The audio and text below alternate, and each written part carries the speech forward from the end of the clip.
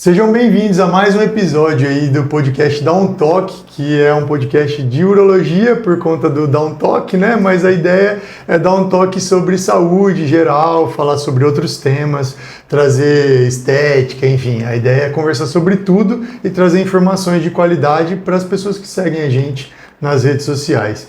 E hoje é um dia muito importante porque a ideia é falar sobre estética com uma pessoa que é extremamente competente, capacitada para falar sobre o assunto, sobre cuidados com a pele. Então nós vamos chamar uma dermatologista, que é a doutora Bruna, que é a própria estética em pessoa, né? E a gente traz um tema muito polêmico e muito hoje falado nas redes sociais, por pessoas que às vezes não têm tanta autoridade para falar do assunto. E como eu trabalho com estética genital, estética íntima, eu gostaria de trazer a doutora Bruna para falar sobre o tema com propriedade e trazer bastante informação em comum aí pra gente. Obrigado pela presença, obrigado pela disponibilidade em participar do nosso podcast. E eu queria que você se apresentasse para as pessoas agora para falar quem é a doutora Bruna e o que ela faz em Ribeirão Preto. Baru, muito obrigada pelo convite, é uma honra estar aqui. Para quem não sabe, conheço o Baru faz 10 anos, mais de 10 anos, e é muito feliz ver tudo isso que você está fazendo, participar de certa forma.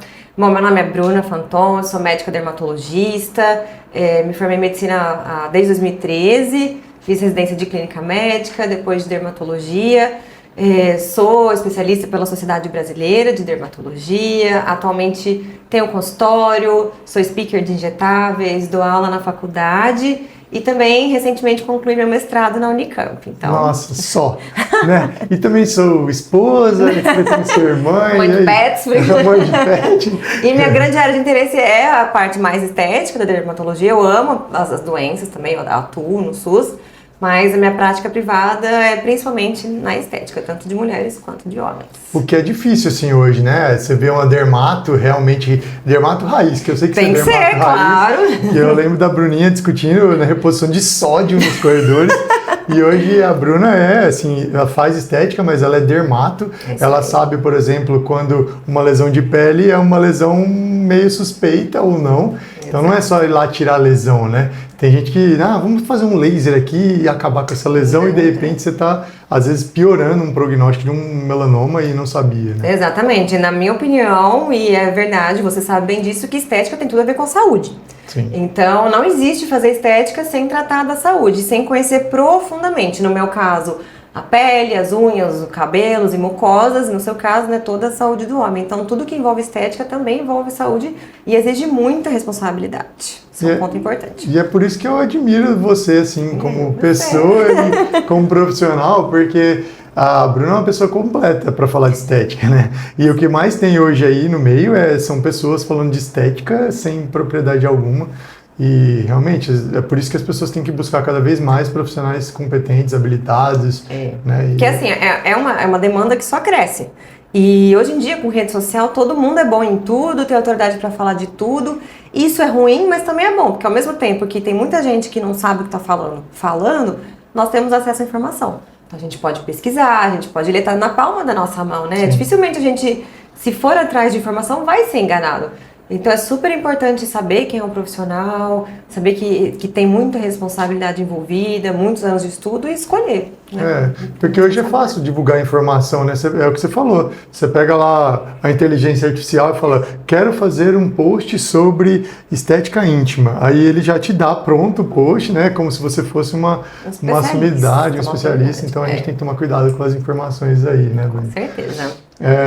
Então, para começar a falar sobre o papo de estética, que acho que todo mundo está empolgado para saber sobre isso, que todo mundo quer surfar na onda da estética, todo né? mundo. Ninguém quer fazer tumor de pele, né? Ninguém quer tirar, né? Você vê aí outras especialidades que eu quero ser especialista em fazer tumores de pele, né? Quero, operar câncer de pele, quero tratar psoríase gravíssima. Agora, estética, todo mundo quer surfar. Todo mundo. Mas vamos falar sobre estética de uma maneira mais descontraída e tentar trazer informação legal aí. O homem, geralmente, ele tem buscado mais os cuidados estéticos, mas eu percebo que ainda falta muita coisa para melhorar a saúde do homem no sentido de cuidar da pele.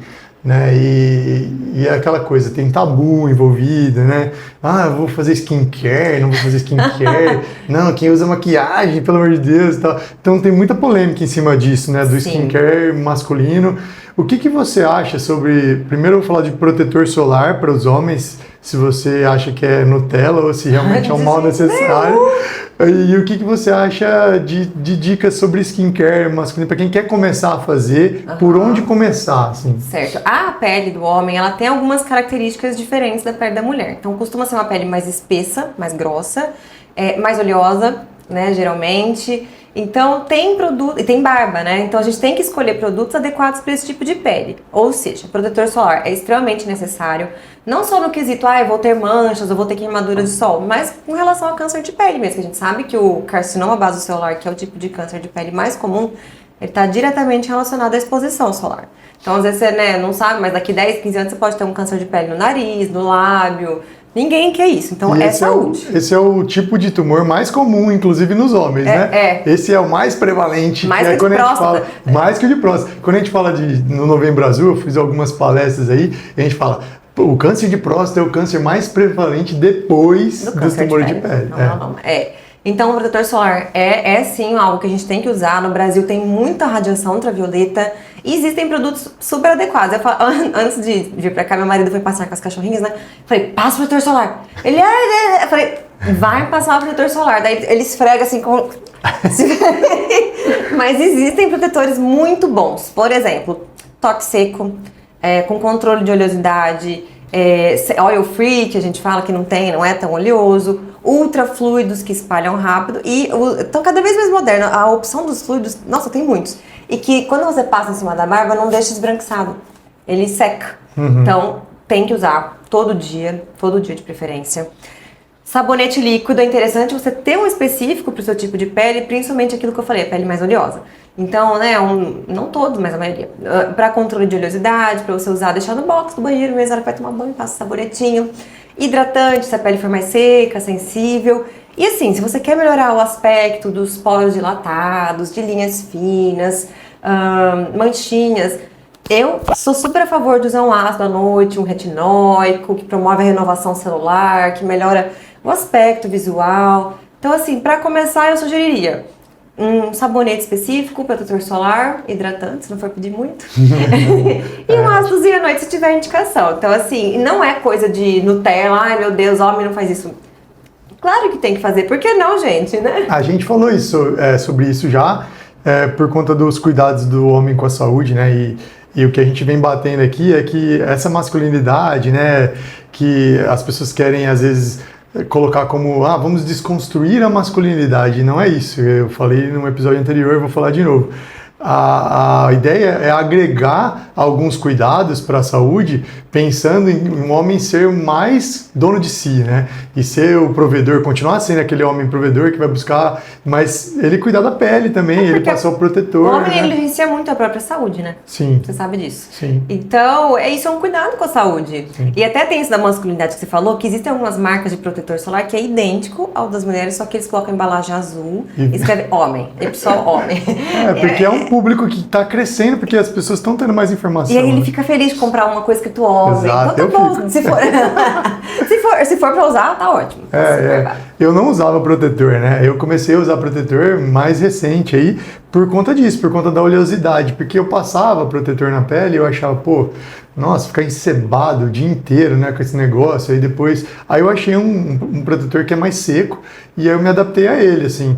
E eu sigo sempre com o mesmo, né? Porque eu acho que é o que me faz usar. O protetor bom é o protetor que você usa, né? Não adianta ser... Exatamente. E o sabonetinho eu também já coloquei. Isso aí. Vamos aos poucos, baby steps. Exato. Primeiro protetor. A gente vai mudando os hábitos aos poucos. Não adianta querer mudar tudo e falar, não... Sim, a pessoa não vai fazer. Acrescenta uma coisa, depois acrescenta outra. Começa com o protetor. E você acha, assim, que... Você falou do ácido. O ácido, ele tem indicações, né? Não é todo mundo que pode usar. Não. Tem pacientes que têm rosácea, pele mais sensível, aí realmente não é indicado. Pele mais seca, pele mais oleosa, pele com acne, que também vai requerer outro tipo de tratamento tópico ou não.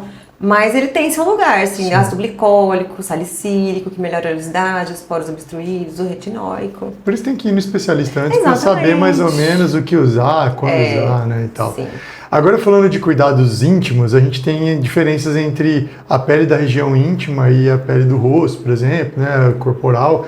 Então, existe hoje uma busca também pela estética íntima. As pessoas têm cada vez mais buscado isso na vida para melhorar a saúde sexual em si. Existe na urologia, a gente tem alguns cuidados que eu recomendo para inflamações recorrentes, né, as candidíases, as balas no post-its. Isso é uma realidade no consultório diária quase. E existem alguns cuidados específicos que a gente pode ter e eu queria saber qual é a sua recomendação e se você tem isso no consultório, se você recebe isso, se existe alguma coisa nova em relação a cuidar da região íntima. Eu oriento, eu vou te falar o que eu oriento, assim, como especialista. Diminuir a umidade local, né? E existem alguns tratamentos tópicos, às vezes, para algumas situações. Não é todo mundo também que eu indico tratamento tópico, mas a cueca tem alguma cueca específica, secador de cabelo para diminuir a umidade. Então, são coisas que eu oriento no consultório. Eu queria saber se você tem alguma dica assim, para saúde genital em específico. É uma área que é uma pele mais sensível, é uma área sujeita a atrito constante, né, de sentar, a calça apertada e umidade. A gente sabe que fungo gosta de calor e de umidade, então é uma área extremamente propícia. Então tudo que evite isso já é um tratamento, né, já vai prevenir. Então cuecas de tecidos leves, algodão, transpirável, né? Paciente, a hora que estiver em casa, não tiver obrigação de estar com uma calça jeans, uma coisa, ficar com roupas leves, deixar a área arejada. O secador de cabelo, olha que eu nunca tinha pensado, mas a gente indica para paciente que tem frieira, sabe? Sair do banho e secar com o secador de cabelo entre os dedos, pode secar, claro, não é queimar assim, mas um vento mais não tão quente. De longe, às vezes. De longe. Deixa eu pensar, o que mais? Produtos, assim, as pessoas, eu acho que região genital é diferente, porque quanto mais coisa você passa, às vezes é pior. Não precisa, né? Não exige, é uma pele fina, sensível.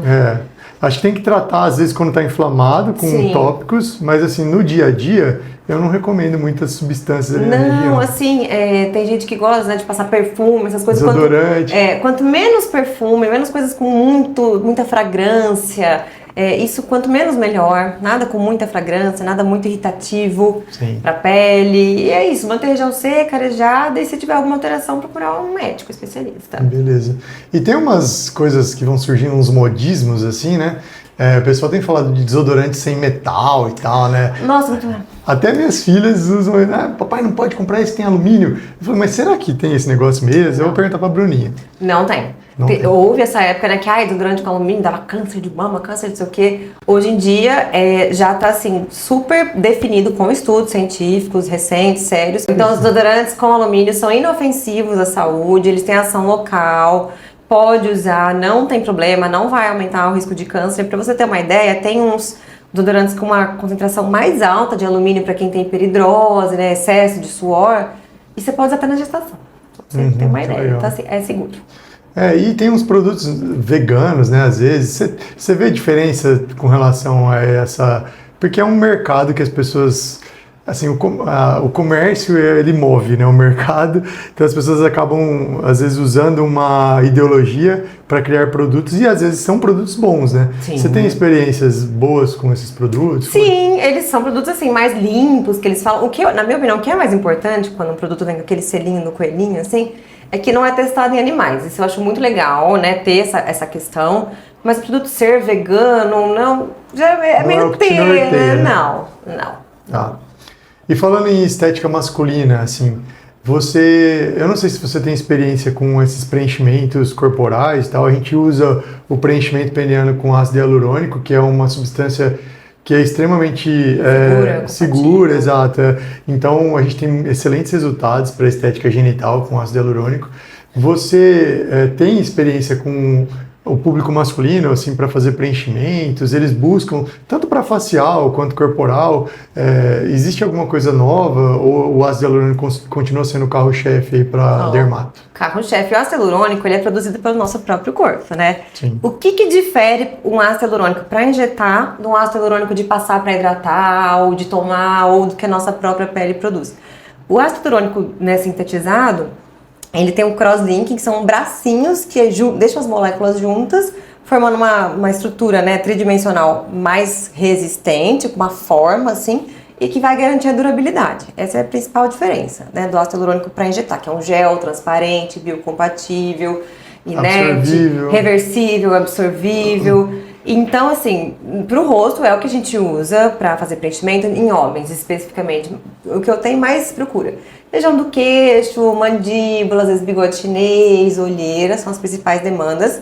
Corporal, o que eu mais faço no consultório é no público feminino, para a região dos glúteos.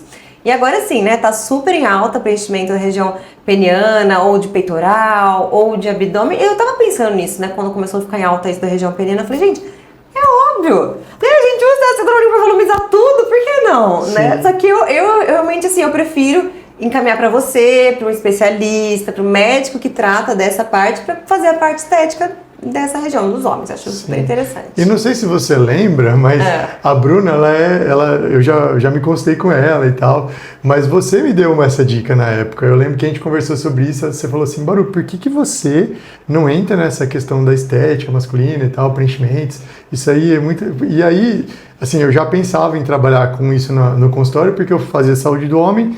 E aí eu comecei a abrir minha cabeça para isso, né? E hoje eu faço e as pessoas me conhecem por isso e eu gosto muito de fazer porque traz uma assim, melhora na autoestima do paciente. Tá resolvido, né? Tá resolvido. Não é aquela coisa assim, não vai fazer o que as pessoas querem, centímetros de comprimento. Diâmetro, espessura, né? De diâmetro. Mas tá ótimo já. Mas a gente tem também um benefício no comprimento no estado flácido. Então, acaba que você ganha uma coisa, né? Você investe em uma e ganha outra. Então, fora autoestima, autoconfiança, né? Nossa, isso é muito importante pro homem, sabe? Isso é satisfatório mesmo. Não é? Nossa, e não tem que ter tabu, gente. Por que né, a gente faz tanta coisa em paciente mulher, tanto de tudo, mulher tem tanto recurso. Tá na hora dos homens começarem, né? E assim, tem médico especialista que só faz isso. Sim. E as mulheres sempre tiveram elas sempre saem na frente, né? Cabelo, é maquiagem. Hoje a gente tem também os homens cuidando da parte de cabelo, implante capilar e tal, né? Verdade, tá super alto também. Uma coisa que eu queria conversar com você também é que a gente tem esses pacientes em comum, inclusive por conta do uso da testosterona, que a gente sabe que, como você falou, a pele do homem é mais oleosa e a gente tem o aumento da oleosidade por conta do estímulo da testosterona. Às vezes o paciente está repondo, isso aumenta um pouquinho a oleosidade e aumenta a acne. Sim. Né? E a acne é um problema realmente no consultório. Às vezes eu encaminho meus pacientes, mas eu tento manejar minimamente com produtos, né? Sabonetes específicos e tal, mas eu queria saber de você se existe alguma recomendação em específico para o público que usa testosterona de diminuir a oleosidade da pele, se tem alguma medicação que você usa para bloquear isso. A gente sabe que tem medicamentos potentes para acne, você usa isso quando tem que usar? Com certeza. O Roacutan, você deve estar falando, Sim, né, que é a isotretinoína. Exato. Antigamente as pessoas viam a isotretinoína como um remédio fortíssimo e perigoso, que em casos extremamente selecionados, hoje isso mudou muito. Para você ter uma ideia, o tanto que mudou, antes a gente pedia exames todo mês. Para paciente mulher, a gente ainda pede que tem que pedir o beta-HCG, né? Para não pode engravidar, mas para homem não. Não tem esse problema. Aí passou assim, pedi antes, um mês depois a cada 3 meses. Hoje em dia, assim, antes, um mês depois, de repente só no final do tratamento, ou quando aumenta a dose. E resolve, né? Porque a isotretinoína, ela age em todas as fases da geração de uma espinha. Então, ela age na oleosidade, na inflamação, na população bacteriana, na obstrução folicular. E não tem por que você tomar uma medicação que é a testosterona que você precisa e ter que sofrer com acne. Então, assim, é totalmente compatível com o tratamento com a testosterona tratar acne também. Sim. Super. E você indica o tratamento medicamentoso para acne quando? Se você tem um perfil de paciente que você fala, não, esse aí já tem que entrar com remédio, ou você maneja primeiro com tratamentos tópicos e depois você entra com medicação? Sim, o tópico sempre vai estar presente, o controle de oleosidade, às vezes algum ácido, alguma coisa, Mas, por exemplo, tá deixando marca, cicatriz, já é critério. Tá prejudicando a vida social, já é critério. Às vezes eu falo isso para os pacientes, falo, olha, que eles falam assim, ai, mas não dá para tentar outra coisa antes? Eu falo, não, vamos, mas só um exemplo. Se fosse em mim, essa pele, eu estaria tomando. Não dá para estragar esse rostinho, né? Eu concordo com você. E os homens, eles se preocupam realmente também com essa estética durante o uso, né, da reposição hormonal, Sim. enfim. Tem pacientes que usam em níveis suprafisiológicos, às vezes chegam para mim com a queixa da acne e eu tenho que saber manejar isso minimamente, né? Sim. Tem que saber o que orientar e tal. Você é médico, né, Bruno? Exato. É o que a gente fala, a gente está entrando em áreas que são áreas afins, né? A ideia não é invadir o espaço do outro profissional. Às vezes é agregar e encaminhar quando tem que encaminhar, Sim. saber iniciar um tratamento e depois passar para o colega especialista. E a gente vê tanta gente fazendo besteira aí, que né, não é médico, às vezes, né, e está tratando com um monte de medicação aí. Eu trabalho com emagrecimento também e por conta dos pacientes que têm queda da testosterona, para tentar agregar, né, a causa do problema, né, combater a obesidade, né, lá embaixo já, e o homem ele não procura muito médico, vocês sabem que tem um pouco de tabu, e quando ele procura o médico, às vezes eu sou o único médico que ele procurou na vida, então por que eu vou deixar esse cara sair do meu consultório sem dar uma dica de tratar a pele, sem dar uma dica de tratar a obesidade, então eu tenho que começar... Olhar como um todo, né? Exatamente. E falando no aspecto de cicatrizes, espinhas, né, manchas, só para falar assim que caso alguém tenha sofra com isso, tem muito tratamento a laser. Isso é outro tratamento que eu faço bastante nos pacientes homens. Legal. Laser de CO2 para cicatriz de acne, aquelas que têm alteração no relevo.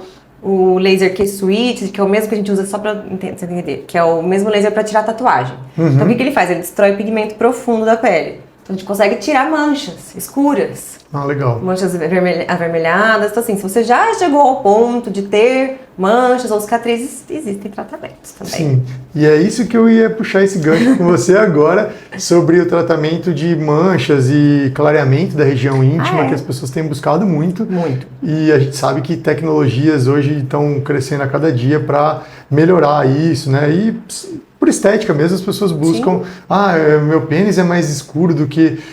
Geralmente a região genital ela é um pouquinho mais escurecida do que a pele normal, então isso é uma dica, você não precisa se preocupar tanto. Nunca vai ser igual a sua pele adjacente no corpo. Exatamente, mas você usa essas tecnologias no consultório, eu queria saber o que você pensa sobre os clareamentos íntimos, assim, se você recomenda e quais tecnologias você acha que agrega aí. Bom, primeiro de tudo, né, quando você está diante de uma queixa de hiperpigmentação nessa região, você tem que fazer um diagnóstico. Exemplo, quem tem resistência à insulina, pré-diabetes que a gente fala, tem uma condição de pele que chama acantose nigricans ou acantose nigricante, que ele dá um espessamento e escurecimento da pele, pode ser nas axilas, região do pescoço e região de virilhas. Então, primeiro você tem que garantir que isso não é reflexo de uma alteração metabólica. Se for, tratar. Se não for, às vezes só por atrito mesmo, por exemplo, pacientes que são um pouco acima do peso, tem bastante atrito na região e acaba tendo uma pigmentação reacional a esse atrito, orientar a mudar hábitos de vida, perder peso, usar roupas que não gerem tanto atrito. E aí também outra coisa, expectativas realistas. Como a gente estava falando, a pele da região íntima ela tem mais melanócitos, que são células que produzem melanina. Esses melanócitos produzem mais melanina, que é o que dá o pigmento acastanhado à pele. Então ela nunca vai ser igual à pele, vamos supor, da coxa, da barriga. Ela já é uma pele naturalmente mais pigmentada. Outra coisa, isso é uma dica talvez que eu aprendi faz pouco tempo. Eu falo pro paciente assim, qual é a cor do seu mamilo? Aí ele olha a cor do mamilo, eu falo, se a cor da sua virilha, né, da sua região íntima, é parecida com a cor do seu mamilo, você não tá com excesso de pigmento. É a sua cor. Então, assim, a gente não vai deixar essa região, não vai conseguir deixar essa região mais clara do que, por exemplo, é o seu mamilo. Agora, se tá bem mais escura, aí dá pra fazer tratamento sim. Então, o laser que eu tava falando, que é o mesmo laser que a gente usa pra tirar tatuagem, porque os cremes são bons pra clarear, a gente prescreve pra uso em casa. Mas eles têm até determinada profundidade, eles não chegam até a derme, que é onde moram os pigmentos, né, a maior parte. Então os cremes ajudam, mas o laser ele chega até a derme e ele destrói os pigmentos em pedacinhos pequenininhos. E aí suas células vão digerindo esses pigmentos, é o mesmo mecanismo de tirar a tatuagem. Então dá pra fazer esse tipo de laser, nem dói, super tranquilo. Dá pra fazer peeling pra promover uma renovação superficial da pele. prescrever tratamento clareador em casa. Então, se é algo que incomoda o paciente, você realmente vê que tem uma hiperpigmentação anormal, tem tratamento, eu sou super a favor, as pacientes ficam super felizes. E não é o laser de CO2 esse que você está falando, né? Não, o CO2 ele trata mais superfície, relevo, né, alterações de relevo. O Q-Switch, ele deixa a pele por fora intacta e ele penetra só onde tem o pigmento. E você tem esse laser no consultório? Sim, a gente faz. Maru. A gente faz pra caramba, axila, mancha de sol no rosto, é o mesmo laser. E hiperpigmentação dessas regiões. Que legal, gente. Por isso que, assim, é diferente conversar com um especialista, né? Você vê, assim, às vezes a gente está conversando sobre clareamento íntimo, mas o problema pode ser um distúrbio metabólico pelo diabetes, e aí se você não compensa o diabetes, você não consegue resultado legal. E é isso, por isso que é importante ser especialista no assunto para falar, né, com propriedade. Legal demais. No consultório, o que você tem de recurso também para, por exemplo, facial para os homens, né? Olheira, ruga, ultrassom microfocado, eu sei que você tem. Como é que a gente pode indicar tecnologias faciais para os homens? Eu sei que não é muito diferente das mulheres, mas o que a gente tem hoje? Não, mas tem características especiais. Por exemplo, os homens não gostam de ir trabalhar no dia seguinte e alguém bater o olho e falar, nossa, você fez um monte de coisa, né? Assim, alguns não ligam, mas alguns ligam. Então, por exemplo, a toxina botulínica, uma coisa que você fez, logo depois não dá pra ver nada, para tirar rugas, linhas finas, né? Rugas dinâmicas, pé de galinha, ruga do bravo. Estímulo de colágeno, tanto injetável, os bioestimuladores para melhorar a flacidez, principalmente que o pessoal está perdendo muito peso, a gente vai falar sobre isso daqui a pouco. Também não dá para ver. Ultrassom microfocado, que a pele por fora fica intacta, você só estimula profundamente através de uma máquina o colágeno do rosto do paciente, melhora a firmeza, contorno. Tratamento com ácido hialurônico para profundidades, né? Então olheira, bigode chinês, ou para volumizar queixo, mandíbula. E aí tem um laser que você não conheceu, esse que eu acabei de comprar, que ele chama, acabei de uns 6 meses, ele chama Laser Me. Olha que interessante, eu comprei, eu juro, comprei pensando nos homens. É mesmo? Por quê? Ele tem o mesmo efeito, parecido com o CO2, ou seja, ele renova a pele, ele melhora linhas finas, alterações de relevo, só que por fora, a epiderme, que é a camada mais superficial, fica intacta. Então, na hora, fica cheio de bolinha, parece que levou um monte de picadinha de abelha, assim, cheio de papo, bolinhas. Aí, nos próximos dias, a pele fica só meio áspera, mas não dá pra ver. Nossa Senhora, então, o homem adora. Semana que vem você tem agenda? Maru. Já vou marcar. Ele é portátil, Maru. Vou trazer aqui, ó, pra fazer dos seus pacientes. Você não trouxe, velho. Já devia ter trazido pra gente fazer uma sessão. Não, super legal. E nem dói muito, sem passar anestésico, tópico e... Nossa, maravilha. Tranquilo. Uma coisa que eu acho que os homens estão aceitando mais hoje, né, que tem que ir com calma com os homens, né, é uma coisa de cada vez. Mas a toxina botulínica, né, é um recurso que a gente usa bastante para diminuir as rugas e evitar, na verdade, prevenir, né, a formação das rugas estáticas, que são aquelas que você falou que são mais fixas. Existe alguma recomendação com relação à idade? Assim, eu acho que não, mas eu vou fazer essa pergunta para todo mundo saber. Acho que as rugas elas vão aparecendo a partir da idade adulta aí, mas existe uma idade que você recomenda, já precisamos fazer e tal? Não. Você olha e define isso. A toxina botulínica tem indicação, ela não tem idade. Então, se você reparar, tem pacientes de 22 anos que às vezes já tem linha começando a marcar. Sim. E um fato sobre os homens os homens têm muito mais força muscular que as mulheres, inclusive no rosto.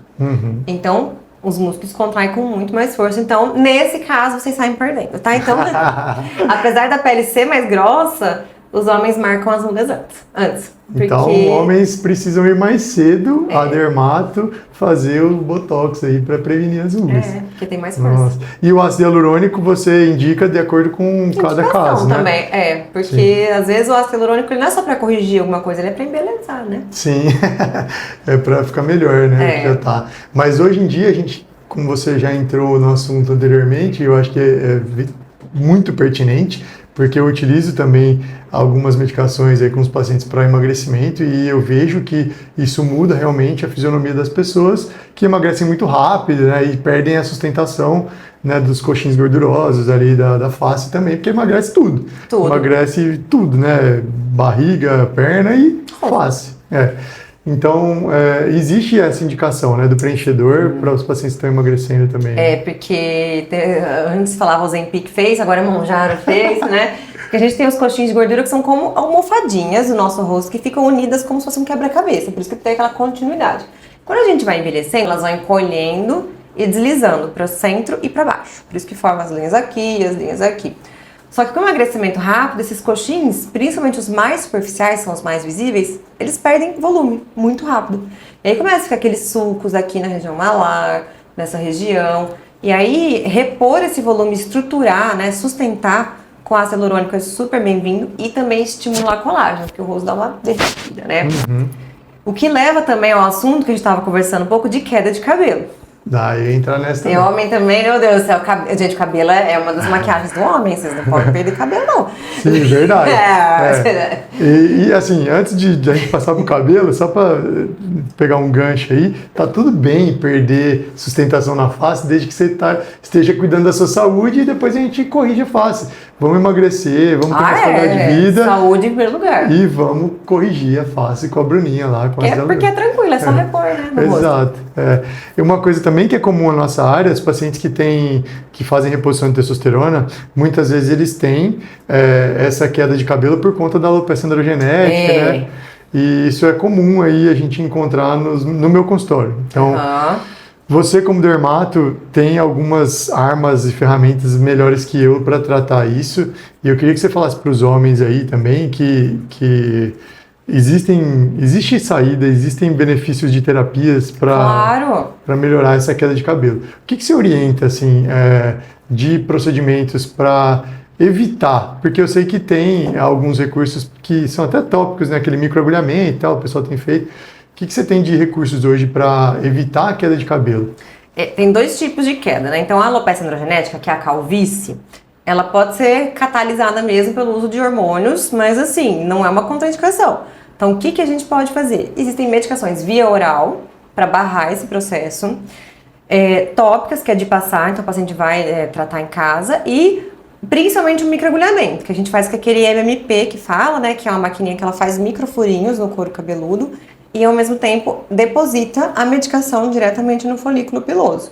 Então, o ato de microagulhar, né, de fazer esses mini machucados no couro cabeludo, estimular essa cicatrização, já faz com que o cabelo cresça mais forte, e a medicação top. Então, assim, tem muitos recursos de tomar, de passar e de fazer em consultório, que dá para melhorar. E no caso de uma perda de peso abrupta, não tem tanto a ver com a calvície, que é a alopecia androgenética, e sim outra condição que a gente chama de eflúvio telógeno agudo. O que é isso? Quando o nosso corpo é submetido a algum estresse pontual, por exemplo, uma dieta, não é o medicamento em si, não é o Mounjaro em si que é o estresse metabólico. É a perda de peso abrupta, às vezes comer pouca proteína, uma dieta hipocalórica, pode ser pós-dengue, pós-covid, pós alguma infecção de garganta, pós-cirúrgico, várias coisas que estressam pontualmente o seu organismo. Ele fala assim, não vou gastar energia fabricando cabelo, eu vou gastar energia para suprir esse outro estresse. E aí o cabelo começa a cair. O que é interessante saber? É transitório. Não vai cair para sempre o cabelo. Então ele vai cair durante uns 6 meses e vai parar. Desde que, obviamente, a causa seja resolvida. Então, eu tô com distúrbio de vitamina, vamos repor vitaminas, né? Tô com ferro baixo, vamos repor ferro. Tô com um problema na tireoide, vamos tratar a tireoide. Então, se você resolver a causa dessa queda abrupta, não vai ter problema. Então, reposição de vitaminas, tratar o que está faltando. Suplementação e tratar o que está faltando na causa, né? Exato. As pessoas ficam muito preocupadas com essa queda de cabelo. Não, só tô atendendo demais no consultório. Demais, né? Eu também recebo essa queixa dos pacientes que emagrecem muito rápido e eles falam, doutor, nunca caiu meu cabelo, né? Eu tô fazendo quimioterapia, a gente fala assim. Exato, porque passa a mão e começa a cair. Mas é um estresse momentâneo ali que vai voltar ao normal, não é uma calvície gerada pelo uso da medicação, né? Então esse é um mito e eu acho que foi legal você falar. E a gente pode contornar, né? Com certeza. Então, excelente. Dá para usar para pacientes, por exemplo, que fazem reposição hormonal como um recurso adicional para prevenir queda de cabelo, porque tem a calvície, que é a alopecia androgenética, que é meio que inevitável, o cabelo vai cair. Sim. A testosterona acaba acelerando isso, né? Sim. E esses pacientes, eles ficam muito preocupados com a calvície e tal, então dá para usar esse recurso do microagulhamento com dutasterida tópica para calvície? Porque tem pacientes que têm contraindicação a tomar a dutasterida, né? Ou não querem, ou vai atrapalhar no tratamento. Então você pode aplicar localmente no folículo piloso, seja com o microagulhamento, com a maquininha de microagulhamento, ou a mesoterapia, que são as injeçõezinhas no couro cabeludo. E aí todo mundo fala, ai meu Deus, que dor. Olha, na minha prática, a gente passa anestésico tópico, o paciente fica uma meia hora, ninguém nunca, assim, desistiu. Falou insuportável. Mas caso o paciente seja sensível à dor, além do anestésico tópico, a gente pode aplicar anestésico injetável aqui, que vai deixar todo o couro cabeludo dormente. Incrível. E aí não dói. Bruninha, eu vou te encaminhar muito esse paciente. A gente tem muita gente que se preocupa com calvície e assim, é uma coisa nova isso, né? Não é uma coisa que a gente tinha no passado. Adulta no couro cabeludo é mais recente. Então, por e isso ela até... fica semanas agindo lá. Que legal, cara, muito massa. E o minoxidil também faz junto com a adulta? Sim. Legal. Porque o que atua mesmo no couro cabeludo ali, inibindo o receptor, né, é a dutasterida em si, né? O minoxidil é meio que um substrato, é isso? Para melhorar a saúde, a nutrição do folículo, né? Me explica melhor o papel do minoxidil. Eu queria desenhar, porque eu fico pensando, eu desenho fazendo, é o seguinte, a alopecia androgenética, qual que é o curso dela? Então o folículo tá grande, grosso, em vários, aí vai ficando mais fino, menor, até que ele deixa de existir, né? Por uma ação da DHT, que é de hidrotestosterona. A dutasterida, ela bloqueia, né, a enzima, a conversão, enfim, exato. E aí a DHT não existe mais. Então, a duta, ela interrompe essa progressão. Já o minoxidil, ele faz daqui pra cá.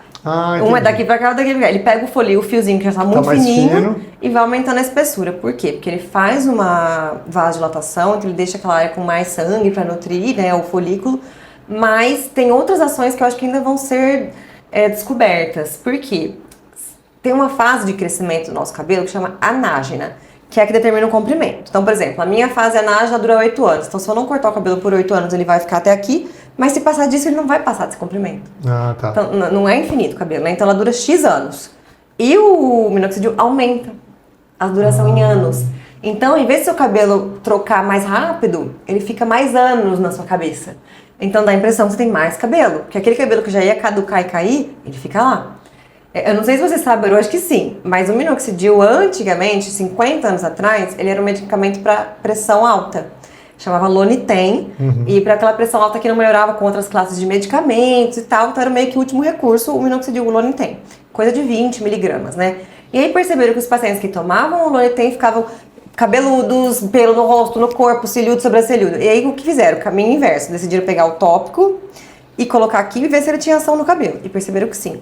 Depois, em 2017, um grupo do Sinclair, que é da Austrália, eles decidiram voltar old school e fazer o minoxidil de tomar.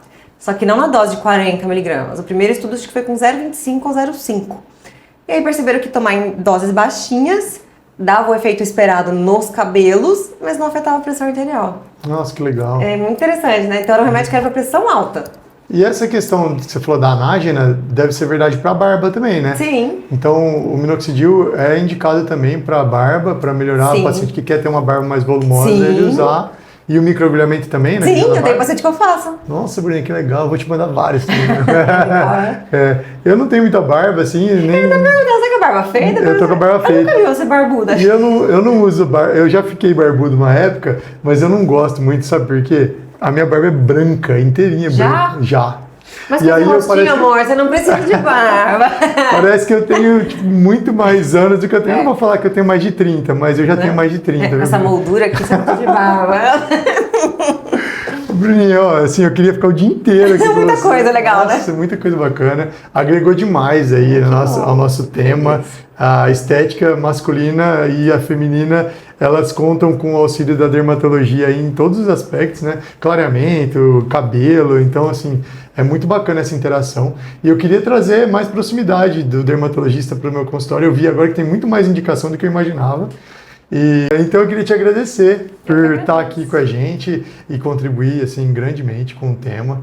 Eu quero te chamar para vir mais vezes, a gente vai fazer mais coisas. Eu adoro. E espero que a gente mantenha a nossa parceria aí de tratar os pacientes. Tem tudo a ver, saúde, beleza de homem. É a própria estética, né, gente? Essa aqui é a própria estética. Você também. Obrigado, viu, Bruninha? Valeu e volte sempre. Obrigada, viu?